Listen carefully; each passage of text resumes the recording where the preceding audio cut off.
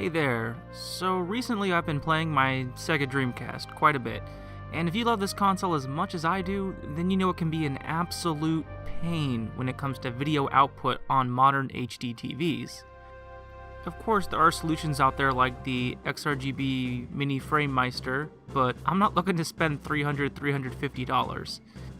But there are some budget-friendly solutions out there. So today I just want to briefly touch on the Dreamcast's video capabilities and highlight a solution that I hope can work for many other gamers out there.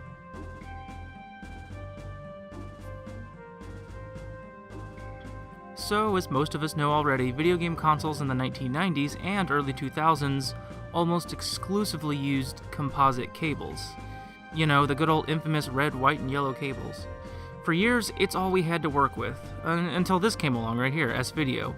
Now, S-Video sharpens up the image a little bit on composite RGB, but it still leaves a lot to be desired.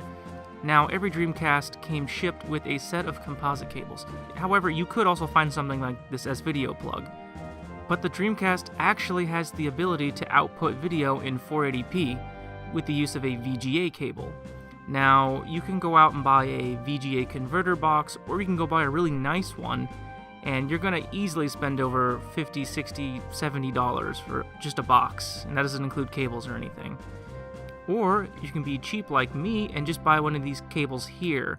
This outputs 480p quality picture from your Dreamcast directly into any TV or screen that supports VGA input. Now, this cable here is made by Tomy. Now, at this point, you can technically plug your Dreamcast into any computer monitor that supports VGA, but come on, you want to play this on the big screen, right? Now, this is the important part. Some TVs accept VGA input, and there's not too many that do it nowadays. For example here, I have a Samsung that actually has VGA input, but it doesn't work. It just straight up doesn't. You'll want to buy something like this, a VGA to HDMI converter. This one here is called the WAI 1080p. I bought it off Amazon for like $10. Way cheaper than some of the other options out there. Like many VGA converters, it also lets you input audio with this 3.5mm slot, but you're going to need one of these. I got this cable here for less than $3 at a Radio Shack. The converter box accepts the VGA signal and the audio signal, and it outputs that into an HDMI format that you can plug in pretty much every TV nowadays. The converter also has its own power unit because it's doing more than just processing video, it's processing audio as well. Now, it's called the WAI 1080p, but it really doesn't output in 1080p. It simply transfers your 480p signal to the TV, which is still pretty high quality, considering that most consoles back in 1998, 1999 were not outputting at 480p. Now, all you do is you plug it into the wall, you plug in your inputs, and this little blue light should turn on, letting you know that it's working. I don't have mine plugged in, obviously. And yeah, it's made out of really cheap plastic, but I don't care. What matters is this thing works. So for less than $30, you can get set up on your big screen with the Dreamcast.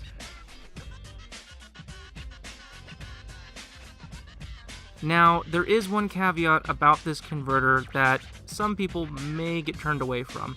If you try to use this with a video capture card, it's not going to work. The reason for this is because the Dreamcast outputs at 640 by 480.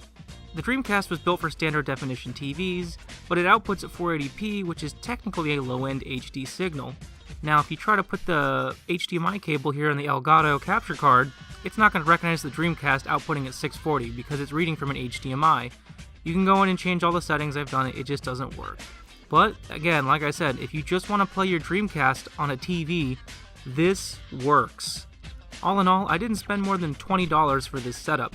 It's nothing fancy, but it gets the job done.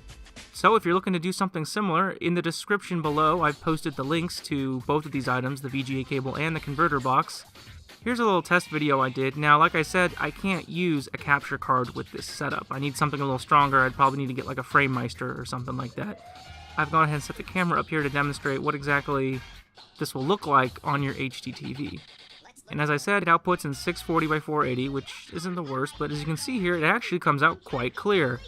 Most TVs allow you to stretch the image if you really want to. It actually doesn't make the image on the Dreamcast look that bad, but I know 4:3 is the preferred image for most Dreamcast games, since they were originally designed to be played on 4:3 screens, like a CRTV. Anyways, I hope this video's been helpful and lets you keep playing your Dreamcast for many years to come.